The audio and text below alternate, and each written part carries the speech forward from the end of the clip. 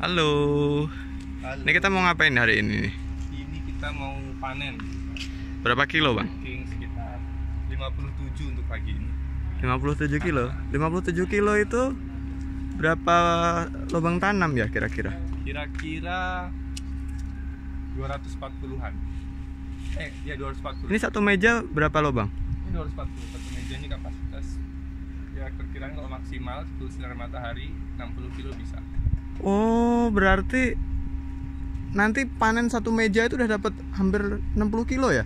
Iya. Targetnya berapa? Kalau hitung-hitungannya? 240. Enggak. Kalau optimal banget satu meja itu targetnya berapa? Di 65. 65. Wah, mantap. 65. Oke, gimana prosesnya ini? Ini ayo kita. Ini umur berapa ya seladanya? Ini umur 44. Masya Allah, seger-seger banget. 4 Lokasinya di mana nih, Mas? Beratnya lumayan. Lokasi. Lokasi kita di Ceper, Klaten, Jawa Tengah. Oh, Dekat kalau mau dengan kunjungan ke stasiun. sini gimana, Mas? Bisa kontak dulu mungkin ya, karena kan nggak selalu di sini. Bisa Oke. Jadi terbuka juga ya kalau ada yang mau kunjungan, ada mau pelatihan belajar, gitu. mau tahu tentang hidroponik bisa. Terus itu di belakang ada apa itu? Mana ini? Yang mana? Kolam. Iya. Oh, lagi proses ini. Hah? Nih. Ini lagi Oh, pruning. ini proses panennya ya. Pruning. Apa yang dilakuin kalau mau panen? Jadi mau panen itu kita pastiin. Nih kan banyak nih daun-daun yang kena talang. Oh, daun-daun yang bagian bawah ya, Iya, di pruning. supaya kualitasnya yang benar-benar sampai ke konsumen tuh yang paling bagus. Bagus kan, cantik kan? Nggak ada tanah, nggak ada kotoran, akarnya putih. Masya Allah. Ini rata-rata bobot 250 sampai 300. Oh, ada yang 400 ada. Dan ini masih full daun ya, belum ada batangnya, belum bolting. Ya, sip. Ini seladanya jenis apa ini? Ini selada Bohemia. Berapa HST ini? Berapa HST sampai panen? Kalau kita pakainya HSS biar gampang. Jadi rotasinya Oh, hari setelah semai berarti, bukan HST. jadi biar rotasinya gampang hitungnya. Apa bedanya HSS sama HST? Kalau HSS itu kan kita kapan kita menebar benih itu mulai gitu. Oh, berarti selisih HSS sama HST itu selisih 2 harian ya? 2 sampai 3 hari. Oh, 2 sampai 3 hari. Sampai keluar tunasnya. Kalau HSS emang gimana sih? Kenapa harus dirotasi kalau mau panen kayak gini? Kenapa? Nah kayak gini. Kita mulai dari situ aja. Ini total berapa lubang tanam ini? Ini cuma 1920 yang dewasa. 1920 yang dewasa. Oh, berarti yang meja dewasa saja. Iya. Yang meja remajanya berapa? Meja remaja 2100. Meja remaja 2100. Terus ada apa lagi? Meja semai. Oh, Meja semai kapasitas juga 2100. meja semai 2100. Berarti muter aja ya sampai panen, semai, remaja, Jadi kita muter terus. SOP-nya itu di sini itu 10 hari. Setelah itu 10 hari masuk pindah ke meja remaja. 10 hari itu waktu sejak semai atau gimana? Jadi kita ini biar semainya berhasil 100%. Itu kita caranya lama itu kan 1 malam kita tebar benih di atas kanebo. Terus Oh, di kanebo basah berarti ya? kanebo basah. Kanebo basah. Ini kan Terus itu satu meja. ditebar. Meja kita Yang ditebar berapa? Jumlahnya berapa? 250. Yang ditebar jumlahnya 250. Estimasi 10 itu gagal. Oke. Terus Kemudian habis itu taruh di tempat gelap 1 malam. tempat gelap. Besoknya udah kelihatan yang Pagi tumbuh. udah kelihatan. Besok pagi itu udah bisa taruh ke media rock wool. Besok paginya taruh di rock wool. Maksimal sorenya. Maksimal sore. Lewat dari sore. Biar nggak kutilang ya. Biar nggak kutilang. Terus habis Biar itu? gampang masukin dalam rock wool. Oh, iya. Berarti kalau misalkan udah ditaruh di kanebo, kalau kelamaan nanti akarnya pasti udah panjang, sulit Udah nancep di kanebo. masukin ke rock woolnya. Oh, Jadi, berarti yang penting dia udah pecah, terus habis itu Keluar udah keluar apa namanya? kayak akar tunasnya, tahu bagian mana bagian akar sama bagian daun. Jadi nggak kebalik ya. Kalau kebalik kan nanti juga susah dia buat muter. Nah terus habis itu udah hari pertama lewat, hari kedua udah taruh di rockwool, naruh di rockwool, gelap lagi, masih di tempat gelap. Oke. Habis itu taruh di sini. Berarti ini ada nggak ini yang baru dimasukin sini? Oh ini ya, ini ya. Ini baru masuk tadi pagi. Baru tadi pagi dipindahin. Ini berarti kemarin. umur 2 hari ya ini ya? 2 hari ya. Umur 2 hari. Terus ini yang ini ada tanggal-tanggalnya ya. Oh iya, dikasih tanggalan satu-satu jadi supaya nggak bingung ya. Oke, terus habis itu ini umur berapa ini? 2 hari. Ini tanggal 18. Sekarang tanggal 27. Besok masuk ke meja remaja ini. 27. Oke. Besok masuk di meja remaja. Berarti ini umur dari mulai semai baru 11 hari, kurang 1 hari lagi ya. 1 hari lagi. Oke, terus habis itu masuk sini. Masuk ke meja remaja ya. Meja remajanya tadi 2100. 2100. Oke. Ini kenapa harus ada meja remaja? Oh iya, kenapa Mas? Kok harus ada meja remaja? Penting ini. Jadi meja remaja itu gunanya apa? Kan tanamannya cuma masih segini nih ukurannya. Kenapa angkat ya? Ini yang baru pindah ke meja remaja ya? Iya, baru ini. Jadi kan masih segini ukurannya. Jadi kalau misalkan kayak gini, kita nanam di jarak tanam dewasa kan 20 cm as ke as. Itu kan kita rugi ruang. Butuh lahan lebih luas ya? Lahan lebih luas. Butuh biaya juga lebih banyak. Kemudian juga masa panen lebih lama. Kan ini target panen ini umur mulai panen 42 sampai 45. Nah, berarti kan itu 10 hari kan. Semainya setiap berapa lama? Per 3 hari, kalau sekarang masih per 3. Berarti semai setiap 3 hari. Berarti panennya nanti juga setiap 3 hari ya? Setiap 3 hari 60 kilo. Setiap 3 hari 60 kilo, wah Masya Allah. Nah, jadi kan di tempat gelap 2 malam. Iya. Di meja semai 10 hari. 10 hari. Di sini 12 hari berarti? Di sini 10 hari juga. 10 hari juga. 12 hari sebenarnya bisa kan kalau rotasinya mau lancar. Berarti kan sama-sama 12 hari, di sini 12 hari juga. Ya itu dia, cuma kalau kita sekarang masih 10 harian karena ngejar permintaan. Oh, ini lagi permintaan lagi banyak-banyaknya juga ya. Kalau misalkan ini lebih besar. Ya kalau permintaan banyak tambah kebun lagi no, Mas. Oh, sip. Makin banyak orderan bisa tambah. Sip. Jadi yang mau order area Klaten bisa hubungi BWS ya namanya ya. Iya, tentang BWS. Nah, itu tadi lanjutin ya. Iya. Nah, ini masuk sini selama 10 hari kok sekarang. Udah ketemu 22 hari. Nanti masuk ke meja dewasa. Masuk ke meja dewasa. Meja dewasa kan 22 hari. Berarti kita panen sayur ini bukan 40 hari sekali.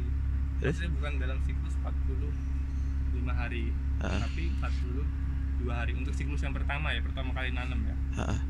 Jadi 42 hari. Jadi jadinya 22 hari. Kan lebih singkat. Persingkat kemudian rotasinya kalau udah terjaga bisa per 3 hari, bisa per 2 hari, bisa setiap hari. Jadi sebenarnya hidroponik itu bukan kita menang-menangan lebih banyak jumlah lubang tanam ya. Percuma misal punya lubang tanam 4.000 tapi nggak punya meja remaja, mungkin malah panennya lebih dikit ya. Lebih lama ya. Karena di sininya nanti bisa sekitar sebulan sendiri, begitu ganti lagi nanam lagi dari awal, ulang lagi, nunggu sampai 20 hari tadi ya. Nah, makanya itu. Jadi mejanya seperti itu. Perbandingan 1:1. Tapi meja remaja sama meja benih dilebihkan karena antisipasi supaya kalau ada yang namanya tanaman ini kan juga makhluk hidup ya. Berarti nggak serempak, ada yang kerdil pasti ada ya. Dari 240 tuh paling 1-2 pasti ada yang boncel ya. Jadi kalau selama ini 250 itu 10 itu udah antisipasi dari yang untuk gagal, entah boncel, terus yang boncel, entah kalau enggak karena ini terbuka mungkin salah satu kendalanya yang di remaja lumut sama kalau hujan ya Mas. Nah iya, kalau hujan kan masih kecil kayak gini daunnya, terutama yang nempel-nempel di pinggir ini pasti kena tetes hujan itu nanti dia patah-patah. Tapi kan itu nanti nggak masalah ya karena nanti dibuang juga yang bagian bawah. Oke, nah ini kebunnya. Kita lihat, masya Allah hijau-hijau semua. Luar biasa ya. Ini nggak ada yang bolting. Orang-orang bilang Bohemia itu sering bolting, gagal pecah dan lain-lain. Alhamdulillah kalau kita nggak pernah. Dulu pernah pas pertama, pas dulu itu bisa tandonnya masih baru juga. Masya Allah. Iya. Kita lihat lingkungan sekitarnya udah rata hijau semua. Jadi kita nanam nggak pakai tanah sama sekali berarti ini Mas ya? Tanahnya pakai cuma di bawah. Oh, pakai tanah tapi Iya. di bawah. Oke, ya benar. Tetap pakai tanah ya. Kita belum nemuin teknologi untuk bangun di udara. Oh. Iya. Jadi masih di tanah. Oke. Ini nggak masalah ya terbuka kayak gini. Hama gimana? Hama kita ini nggak ada ya, belum ada. Cuma jadi ada untuk antisipasi, kan kita ada preventif juga. Terus ada juga pencegahan. Tapi untuk sekarang pencegahan cuma di sekitar lingkungan ini dikasih bisa air tembakau, bisa ada ekstrak bawang putih, kasih lidah buaya itu. Tapi untuk sekitar aja, jangan ke tanaman, nanti berefek. Oh. Panas kan dia. Terus berarti kalau terbuka gini belalang gitu mau makan selada nggak sih Mas? Jadi kelebihan selada ya, selada itu penyakitnya rata-rata di lingkungan. Oh, berarti Jadi selama kita jaga kebersihan lingkungan, terus habis itu sirkulasi udara juga penting ya. Sirkulasi udara. Ya. Jadi kalau menurut sinar matahari ya. Oh, sinar matahari. Iya benar, sinar matahari. Oh, itu kenapa yang di remaja itu malah di pojok deket tembok ya? Supaya ngurangin nggak full 20 berapa? Nggak full seharian kena matahari juga ya? Ini kan pasti lebih sedikit ya mataharinya karena tinggi gak tadi? Temboknya ini hampir 3 meter kali. Barat timur sana. Terus ini berarti kalau untuk yang remaja ini matahari dari jam berapa sampai jam berapa? Ini dari jam pagi ya, dari jam 7 ini jam 6 udah kena sampai jam 4, jam 3. Oh, berarti kalau yang dewasa ini full ya tapi? Full seharian. Ya, full seharian. Terus kalau yang di itu kok beda sendiri tuh ada atapnya? Yang di pembenihan semai? Kalau misalkan nggak ada atapnya hancur. Oh, jadi wajib ya kalau untuk meja semai pakai? Ya itu wajib. Pakai apa itu atapnya? Plastik UV ya? Ya. Nah, terus ini segini banyak tandonnya berapa Mas? 1. Tandonnya 1 di mana? Salam 1 tandon. Oh, salam 1 tandon. Itu kayaknya itunya slogannya Paramudita ya? Ya.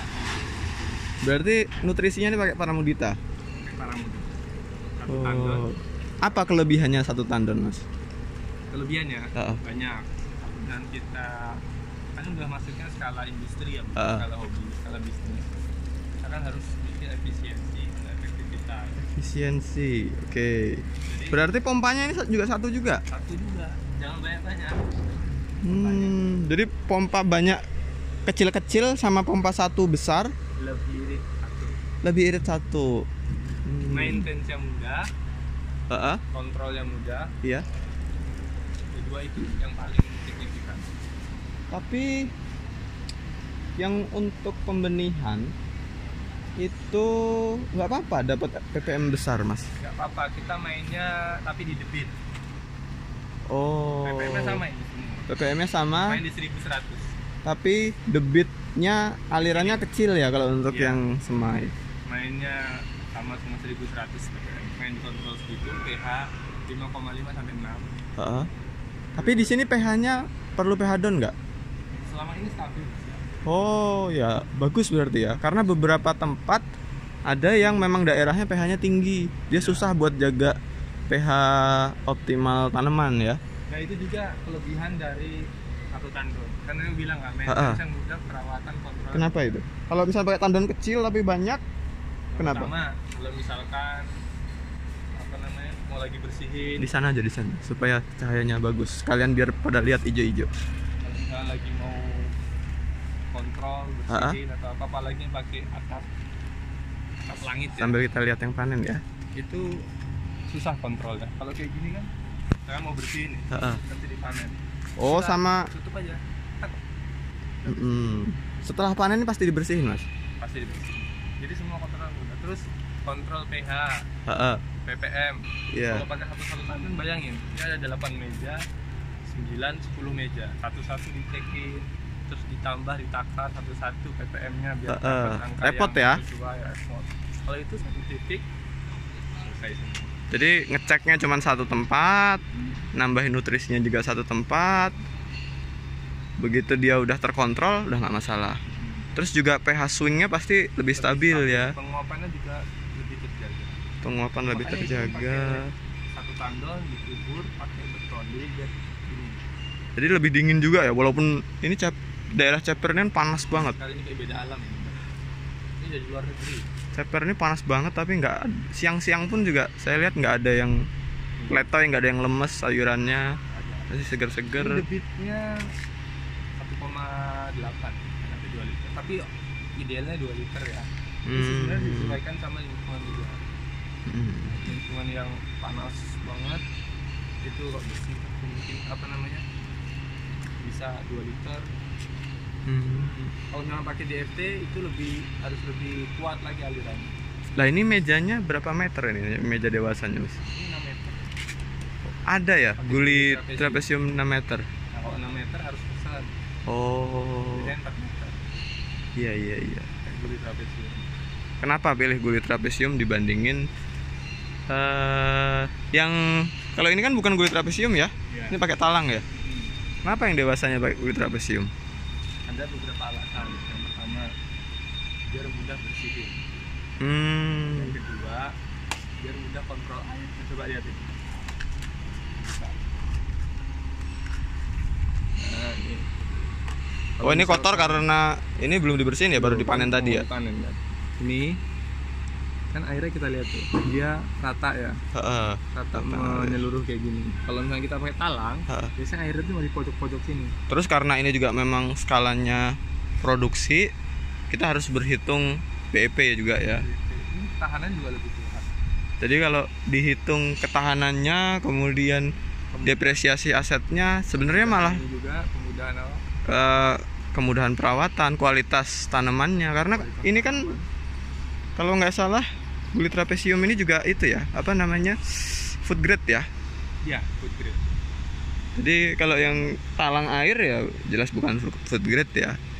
Tapi kalau guli trapesium itu setahu saya juga dia kualitasnya food grade. Jadi sehat, aman, dan awet. Air-airnya merata. Oke. Kadang kalau jangan diguli yang bukan guli, talang. Talang modif namanya. Itu kurang merata. Kadang di pojok aja. Iya. Beberapa kelebihan. Itu sebenarnya pilihan ya. Kita sambil lihat-lihat lagi kebun. Wih, masya Allah, hijau-hijau banget. Coba Mas diangkat satu. Yang super ya. Ini udah saling bermesraan. Ini 20 cm jaraknya, tapi udah hampir nggak muat ya.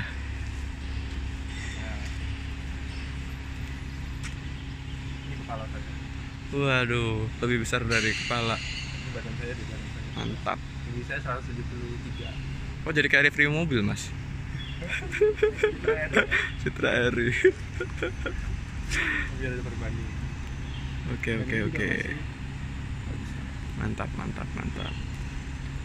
Nah, lahan segini, kapasitas segini, itu ada masalah nggak di pemasarannya, Mas? Kebutuhannya gimana sih prospeknya hidroponik itu? Hidroponik ya. Terutama selada. Kenapa pilih selada? Kemudian prospek hidroponik, terutama yang di sini kan selada ya. Prospek selada hidroponik itu gimana sih? Mungkin mulai dari kenapa pakai hidroponik juga. Kenapa pakai hidroponik ini kan sebenarnya mulai karena corona ini ya. Itu kesadaran seorang makan makanan sehat itu semakin meningkat. Kemudian juga keterbatasan lahan dan juga supaya anak-anak muda itu mau untuk bertani. Jadi kita ambil mencontoh anak-anak muda.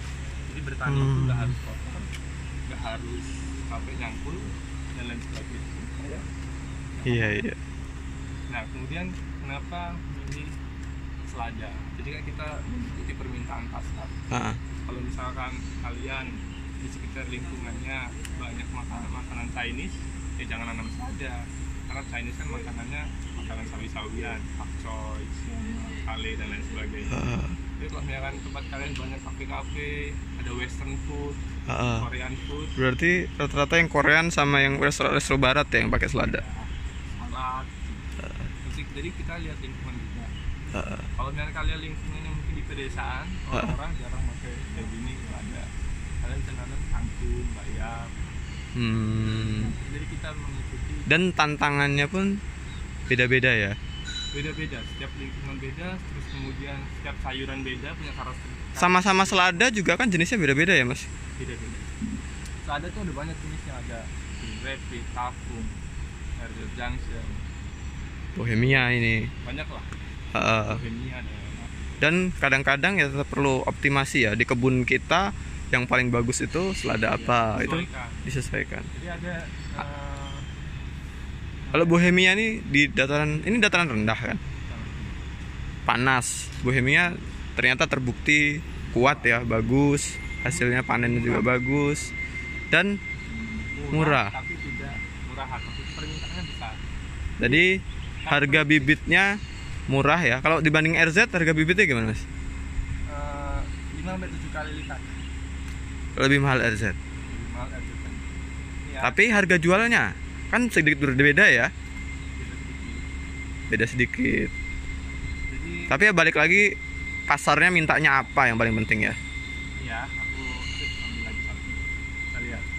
Kalau yang Bohemia, itu dia karakteristiknya cocok untuk catering, rumah makan, karena daunnya besar-besar, tebal ya. Dia nggak terlalu tebal, nggak terlalu tipis, sedang. Iya. Saya kira tuh dia tebal terus pekat gitu juga. Kalau tapi kayak seger ini malah. Lebih mahal. Junction itu kalau kualitasnya memang bagus ya. Bagus banget. Cuma mahal.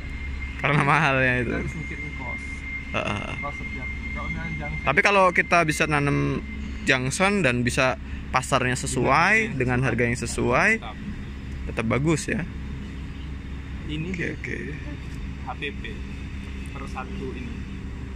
Per satu netpot. Bukan netpot, apa ya? Satu lubang tanam ya. Itu murah. 1.000 perak mungkin ya. 1.000 mahal amat. Kurang. Padahal 700 itu biaya karyawan sudah masuk, biaya karyawan, biaya listrik, biaya depresiasi. Padahal 1 kilonya cuman 4 paling ya. Harganya 4 atau 5 lah ya. Ya 4 sampai 5. 4. Lebih dari 5 belum masuk. Belum dijual ya. Jadi kalau misalnya 5 lah, anggap aja kita 5. Maksudnya hitung-hitungan supaya kalau meleset nggak jauh ya.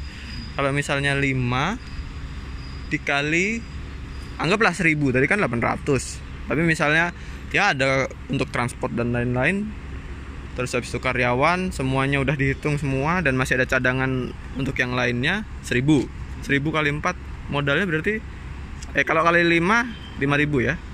5.000. Nah, ini jualnya sekilonya berapa? Sebenarnya ini bervariasi tergantung daerah ya.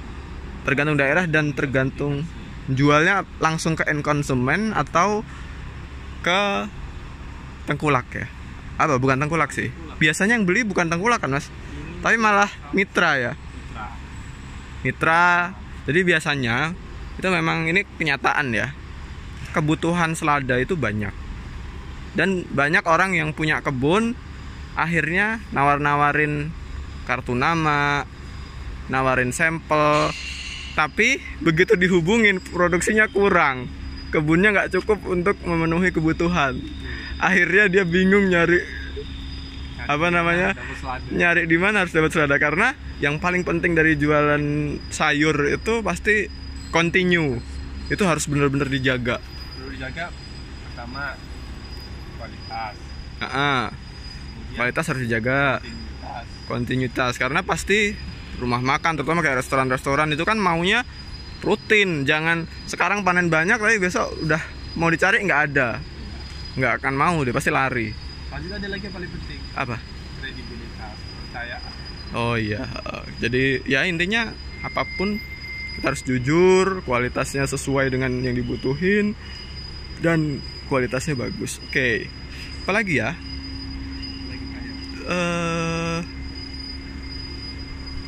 Tapi bagus-bagus ya ini mas, lumayan.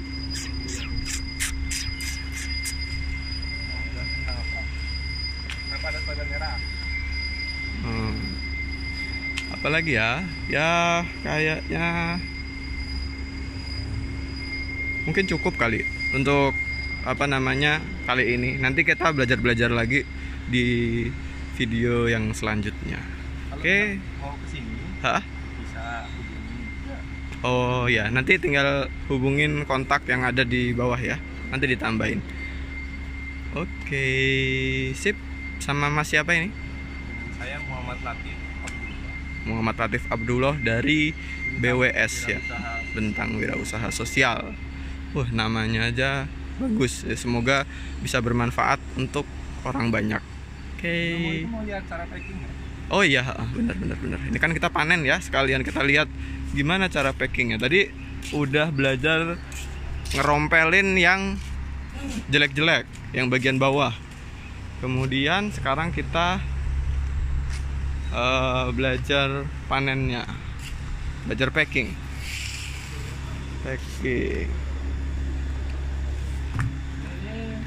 Gimana nih packing? Timbangannya unik ya. Oh, dia ditimbang ya. Karena belum punya timbangan.